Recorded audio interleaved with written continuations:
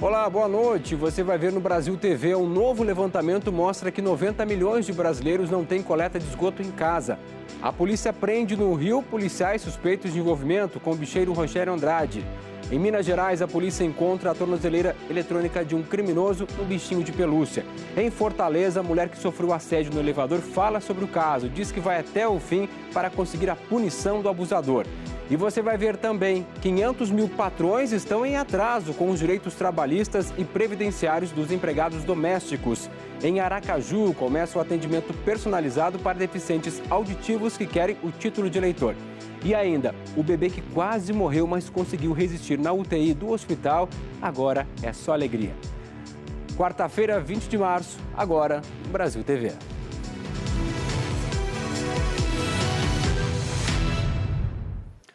Um levantamento do Instituto Trata Brasil mostra que quase 90 milhões de brasileiros não têm acesso à coleta de esgoto. Os pedaços de madeira são o improviso para moradores conseguirem entrar e sair de casa. O Ailton conta que em dias de chuva, a água invade tudo, demora a secar. 2 em 2 dias tem que detetizar a casa aí, porque senão não tem como conviver. O Ailton e 90 milhões de brasileiros ainda convivem com a falta de saneamento básico. 32 milhões não têm acesso a um item básico, água potável. Esse cenário gera um efeito em cadeia. Se essa infraestrutura de saneamento não existe, né, a população vai ficar mais doente. Consequentemente, as crianças irão ter um índice de aproveitamento na escola pior, a sua escolaridade média vai ser reduzida, isso vai impactar também na nota média do Enem dessas crianças, né, e jovens, e futuramente na renda média desse adulto no mercado de trabalho. Dentro das metas definidas pelo Marco Legal do Saneamento, até 2033, fornecimento de água e coleta de esgoto precisam alcançar mais de 90% da população brasileira. Belém está entre as 10 piores cidades pesquisadas. Nessa avenida, uma das principais da capital paraense, a rotina da população é em meio ao esgoto e ao lixo. Esse mesmo cenário se repete em diferentes pontos da cidade. Esta rua da periferia da capital paraense não tem o básico. O canal transborda com frequência. A minha casa não tem mais o que aumentar, né? Vai no fundo, a gente perde bem materiais, né? Nós temos que passar por dentro disso para poder ir na padaria comprar um pão. O sufoco tá aí, o canal, entendeu? E nada, entendeu? Nada deles fazerem nada pela gente. Aquela velha história, né? A obra embaixo da terra não dá voto. É um problema de décadas e muitas décadas que o Brasil precisa enfrentar e principalmente resolver. Mudando de assunto, 17 policiais foram presos hoje no Rio de Janeiro, suspeitos de trabalhar como segurança do bicheiro Rogério Andrade. Dinheiro vivo, munição, celulares. Tudo encontrado na casa dos policiais alvos da operação de hoje. Na residência do PM aposentado Valdeci Barbosa Nunes da Fonseca, os agentes cumpriram um mandado de busca e apreenderam livros com a história e com os bastidores do jogo do bicho no Rio e um envelope com a inscrição Segurança Pessoal. Segundo os investigadores, Valdeci Barbosa fazia a segurança do bicheiro Rogério Andrade e o envelope pode ter sido usado no pagamento pelo serviço. A Justiça do Rio determinou a prisão de 20 pessoas, sendo 18 policiais militares da ativa. Segundo a denúncia, o grupo agia como um verdadeiro exército particular de Rogério Andrade.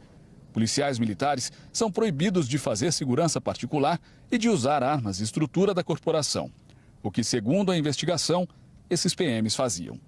A operação do Grupo de Repressão ao Crime Organizado do Ministério Público do Rio contou com o apoio das corregedorias da Polícia Militar e da Secretaria de Administração Penitenciária. O Ministério Público denunciou 31 pessoas por envolvimento com a organização criminosa chefiada por Rogério Andrade. As prisões de hoje são o desdobramento de uma outra operação do Ministério Público de 2022. Na época, as investigações mostraram que o grupo de Rogério Andrade usou de violência, ameaça e cometeu assassinatos para ampliar a área de atuação do jogo do bicho na cidade do Rio.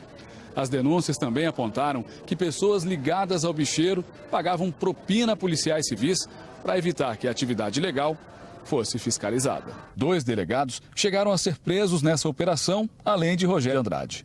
Na época, o Ministério Público encontrou na casa do bicheiro uma planilha com o nome de 36 seguranças pessoais.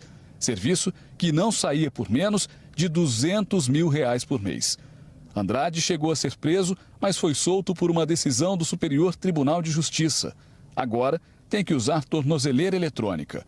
O contraventor é patrono da escola de samba Mocidade Independente de Padre Miguel. Hoje, ele não foi alvo da operação.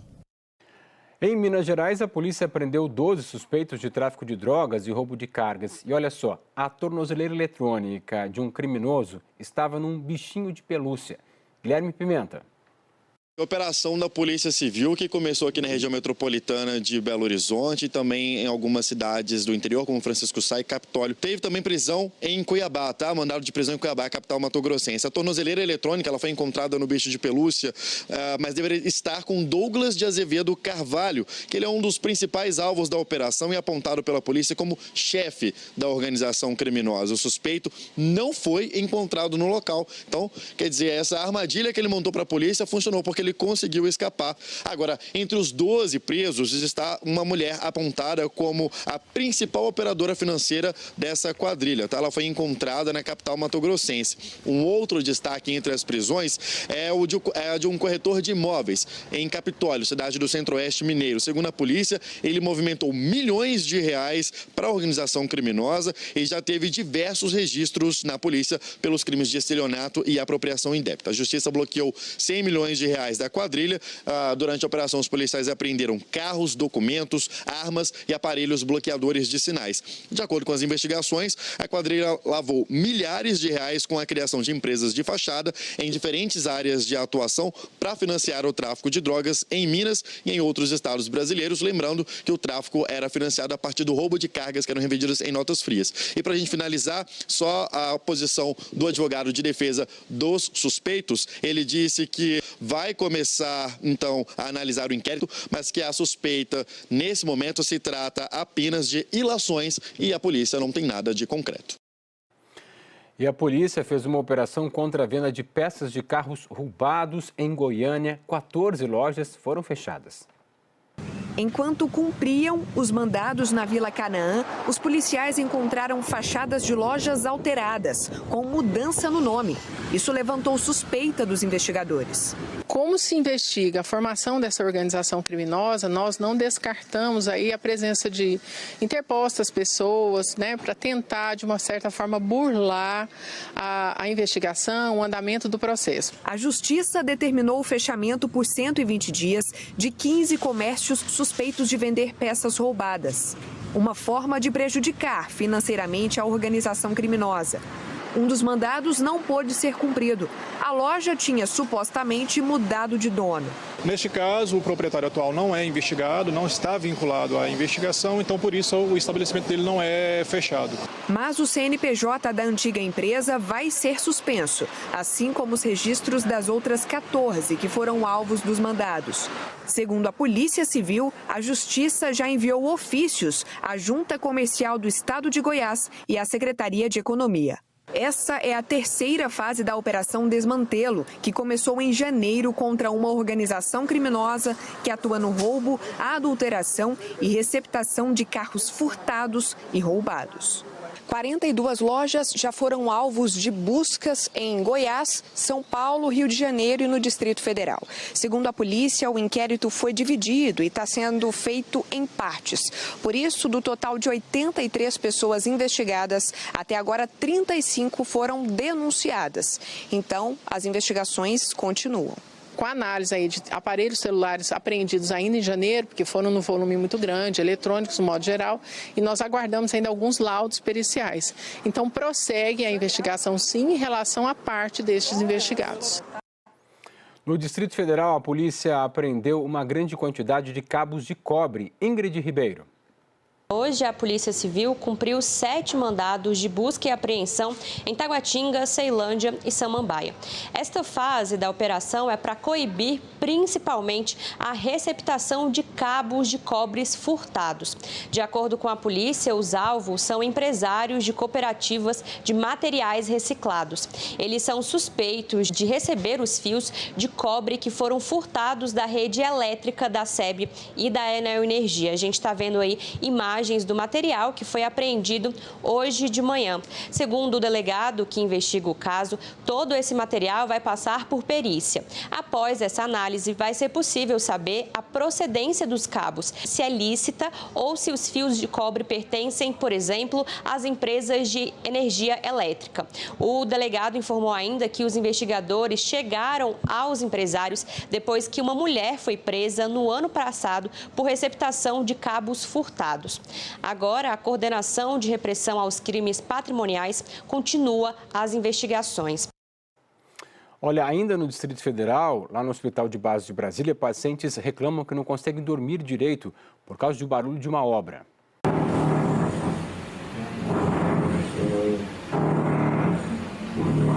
Esse é o barulho que não está deixando os pacientes dormirem. De acordo com um acompanhante, a obra, que já dura 5 dias, é dentro do hospital. Ele contou que quando foi atrás de respostas, os funcionários não souberam informar quanto tempo ainda duraria a obra, nem por que o trabalho está sendo feito durante a madrugada.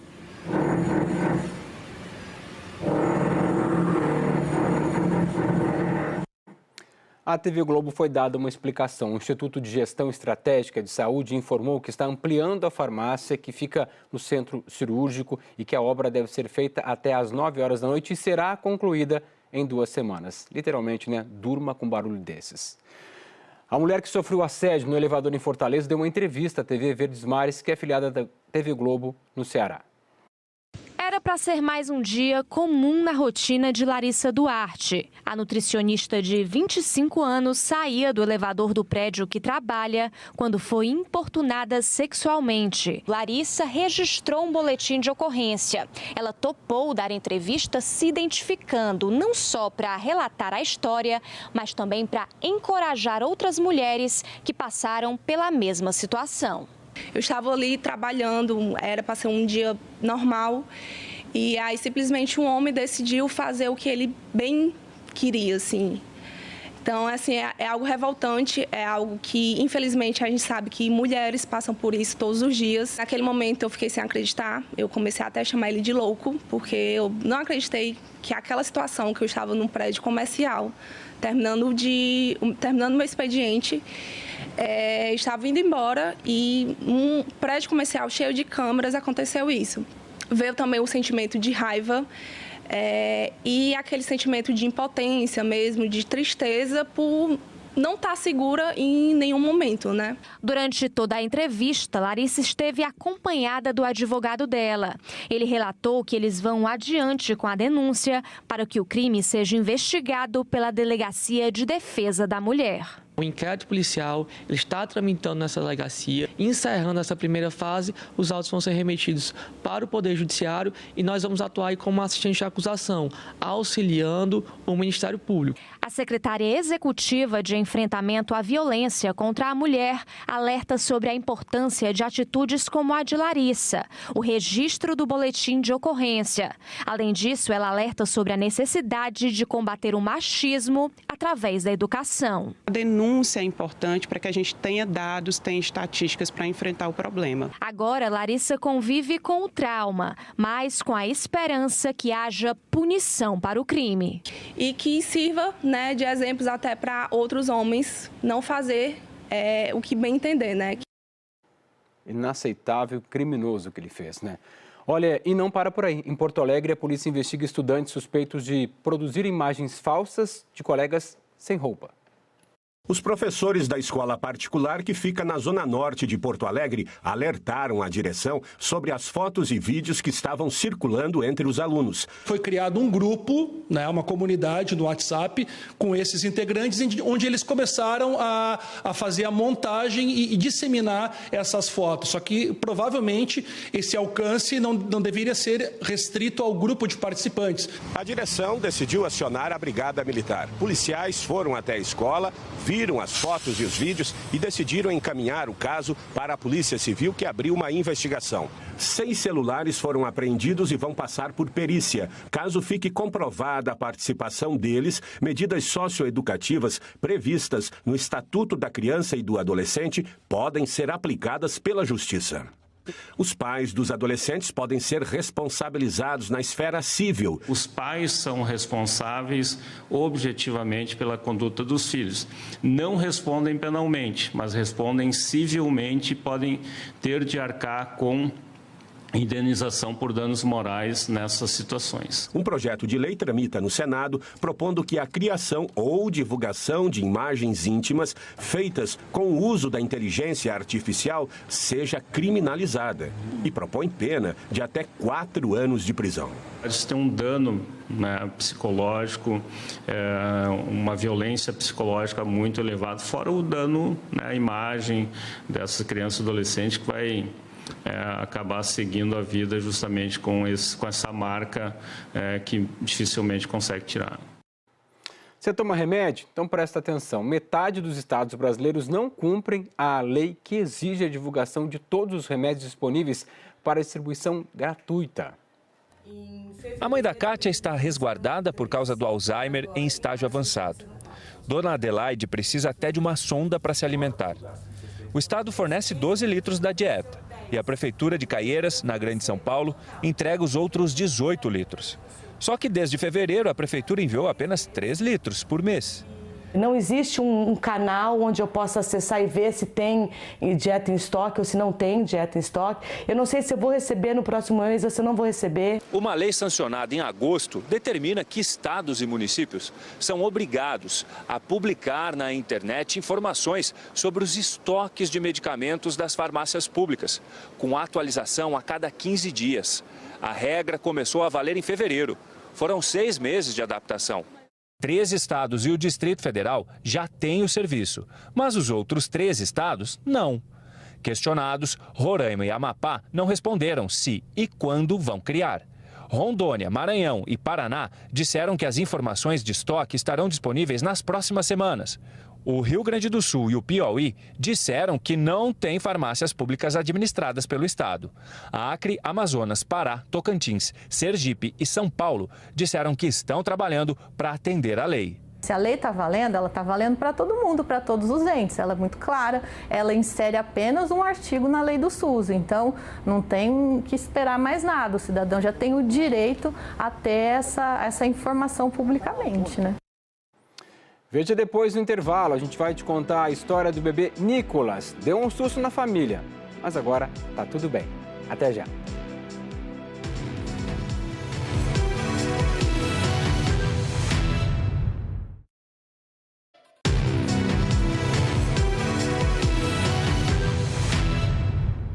Estamos de volta. Cerca de 500 mil pessoas estão em atraso no pagamento de direitos dos empregados domésticos em todo o Brasil. Por isso, a Receita Federal começou a enviar notificações. O aviso é este. Está sendo enviado por carta, por e-mail do empregador cadastrado no site Gov.br e também está disponível no portal ECAC, que centraliza as informações oficiais sobre débitos dos contribuintes.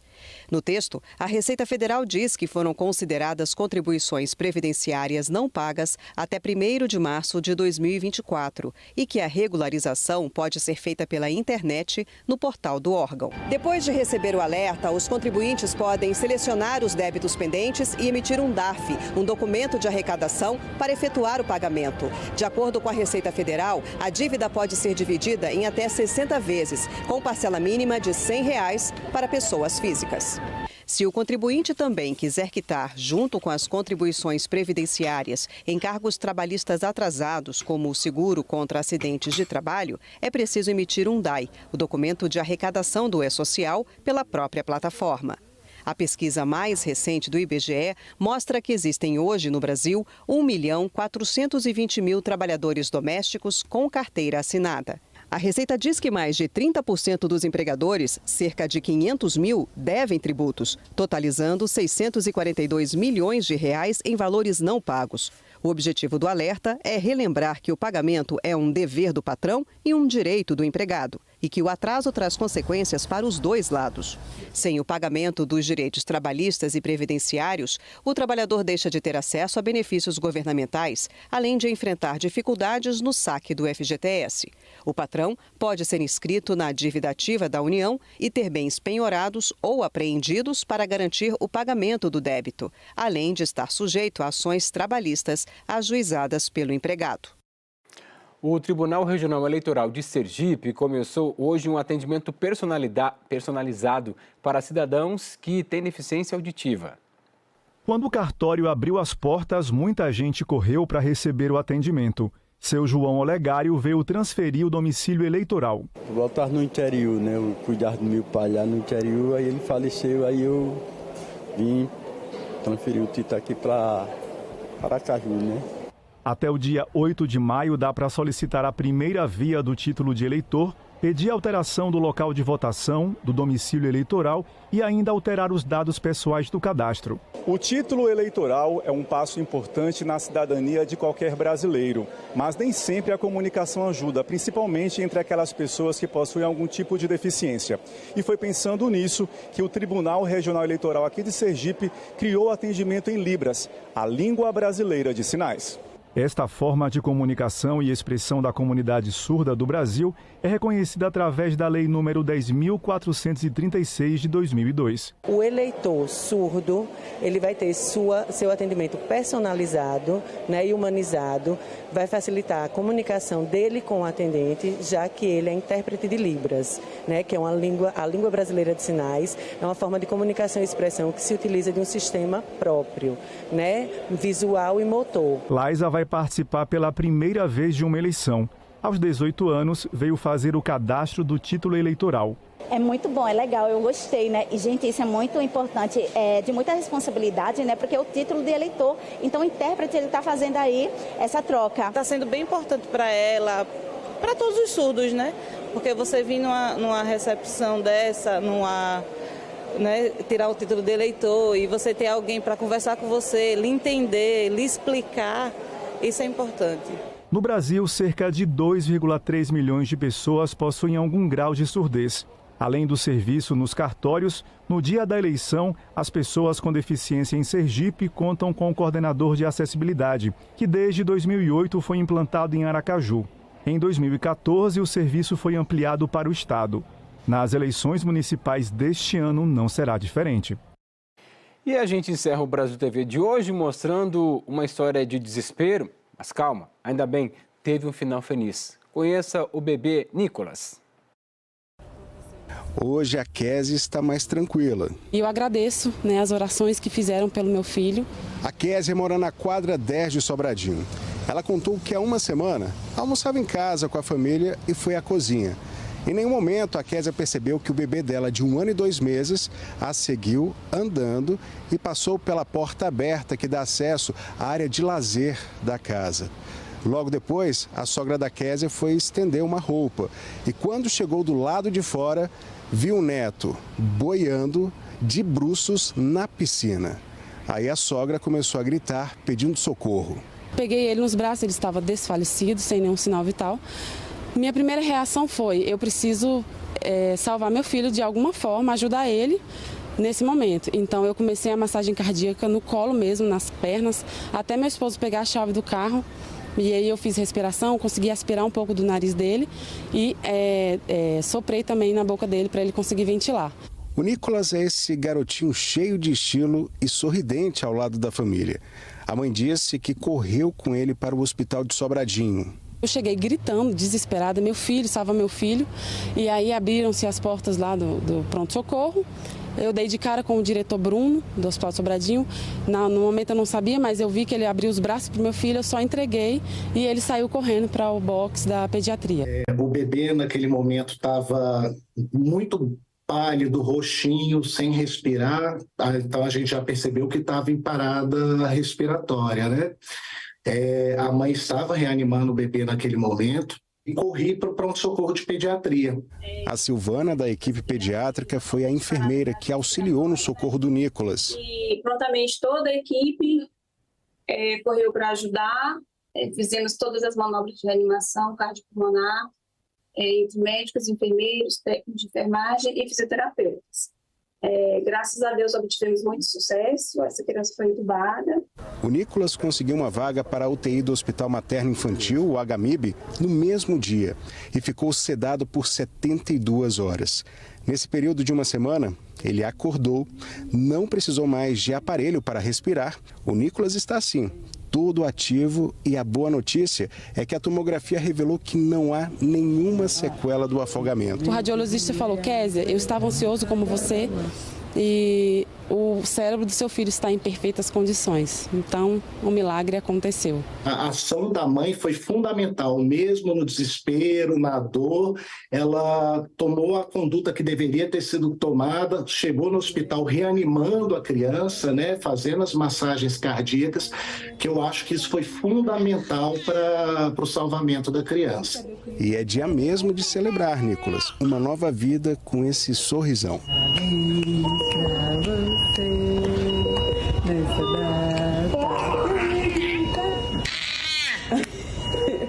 Saúde e vida longa ao Nicolas. E lembre-se, em qualquer caso como esse, ligue imediatamente para o SAMU 192 e peça ajuda enquanto vai para o hospital.